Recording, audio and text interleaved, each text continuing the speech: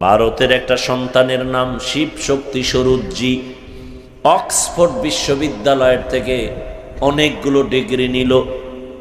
আরবি ভাষার ডিগ্রি, ফার্সি ভাষার ডিগ্রি, হিন্দি ভাষার ডিগ্রি, ইংলিশের ডিগ্রি নিয়ে দুনিয়ার সব ধর্মের কিতাবগুলো রিসার্চ করলো।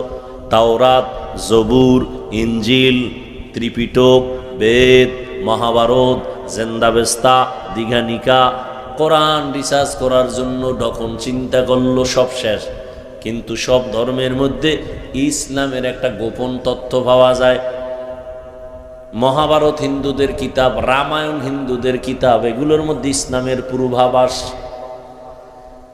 এবারকার ইসলামটা কেমন, কোরআনটা রিসার্চ করি। কোরআন রিসার্চ করা শুরু করলো। করতে করতে করতে করতে দেখলো যে কোরআনের আয়নায় কোনো ভুল নাই, বরং নিজের ভুল কোরআনের আয়নায় সব স্পষ্ট হয়ে গেল। মুসলমান হয়ে যাবে ফাইনাল,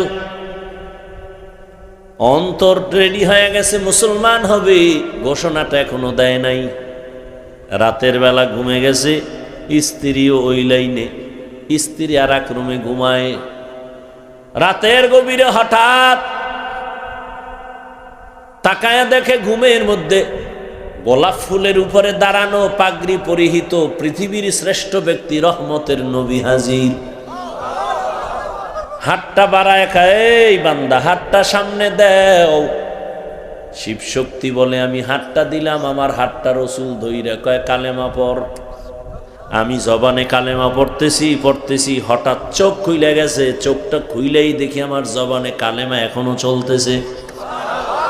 আমি খবরটা খুশি হইয়া খবরটা দেওয়ার জন্য আমার বউয়ের রুমে রওনা। হঠাৎ দেখি আমার বউ আসতেছে, ও স্বামী, মদিনাওয়ালা রহমতের নবী আমাকে কালেমা পড়ায় দিয়েছে।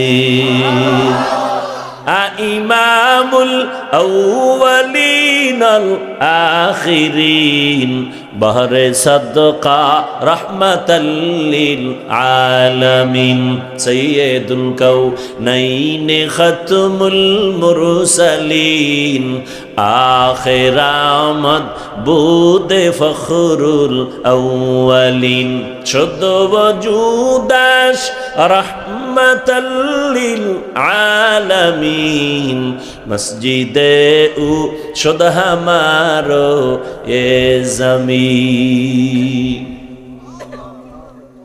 পরবর্তীতে তার নাম রাখা হলো ইসলামুল হক।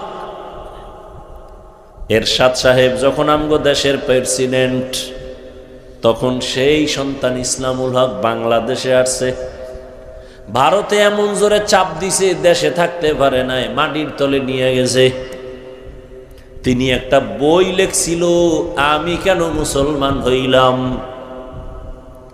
তাহলে আল্লাহর কোরআন সত্য, কোনো ভুল নাই।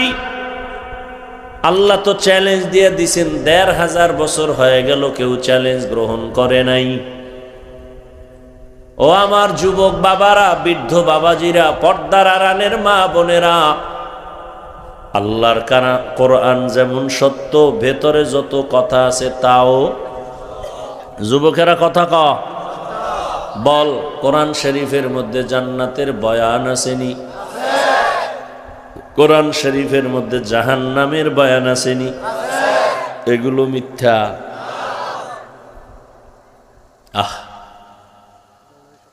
দুঃখ খালি এক জায়গায়, এই দেশে কোনো হিন্দু, বৌদ্ধ, ইহুদি, খ্রিস্টান আমগো হুজুর গো গাইল না, বিরোধিতা করলো না ইসলামের বিরুদ্ধে।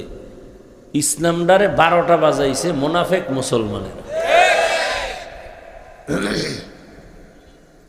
ইমাম সাহেব সুন্দরভাবে বয়ান করছে হক কথা, মসজিদে মুসল্লি সব সমান, কিন্তু এদের মধ্যে দুই দল হয়ে গেছে। কমিটির মধ্যে দুই ভাগ। এক দল কয় ইমাম সাহেব তো কোরআন হাদিস অনুযায়ী কথা বলছে, আর এক দল বলে যে এত গরম কথা আমগো দরকার নাই।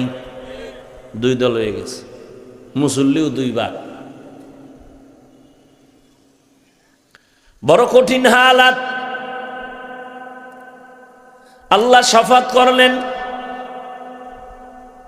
সন্দেহ দূর করার জন্য শপথ করেন নাই, বরং আল্লাহ বুঝাইতে চান সব কথাই দামি, তবে কসমের কথাটা আরো দামি। মানুষ তোমরা এদিকে একটু নজর দাও, যেমন আসরের শপথ করছে, আসর বড় দামি, এবং কসম খাইয়া যেই কথা সামনে বলবেন এটা আরো দামি। ওয়াল আসর, আসরের শপথ, শপথ খাইছেন আসরের, বোঝা গেল আসর বড় দামি এক সম্পদ। তিনের কসম, তিন বড় দামি সম্পদ।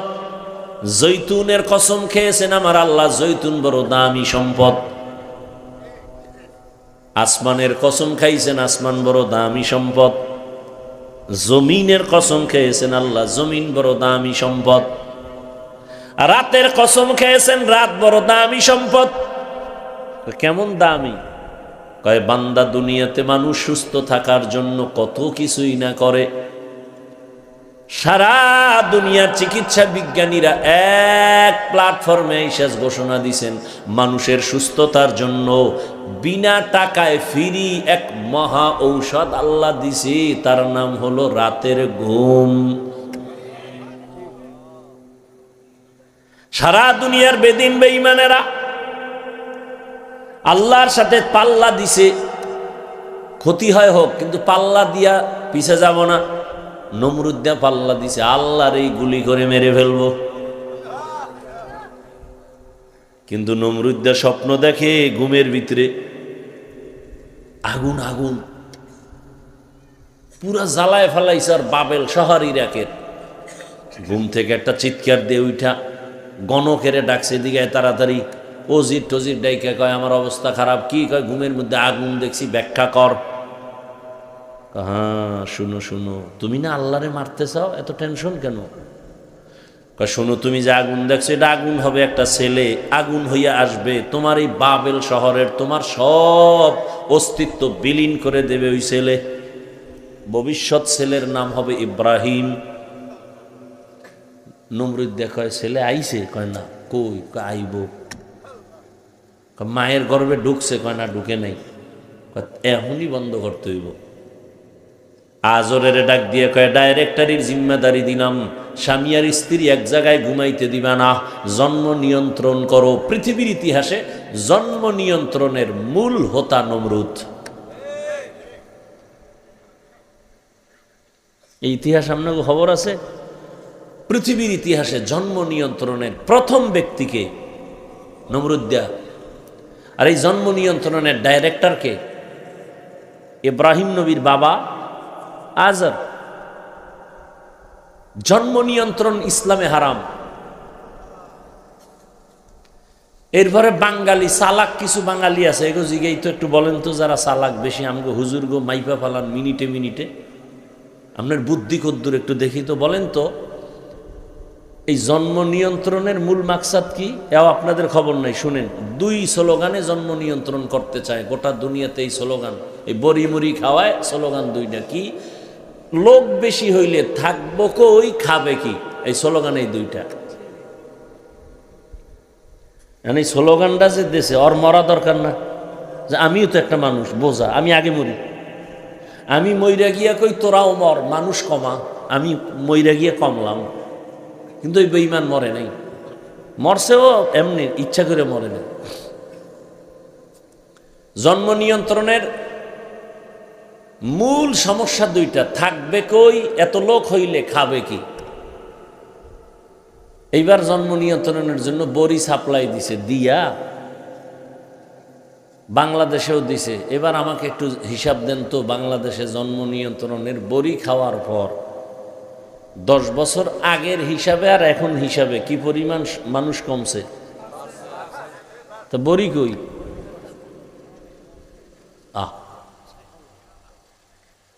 এই মাস্তানি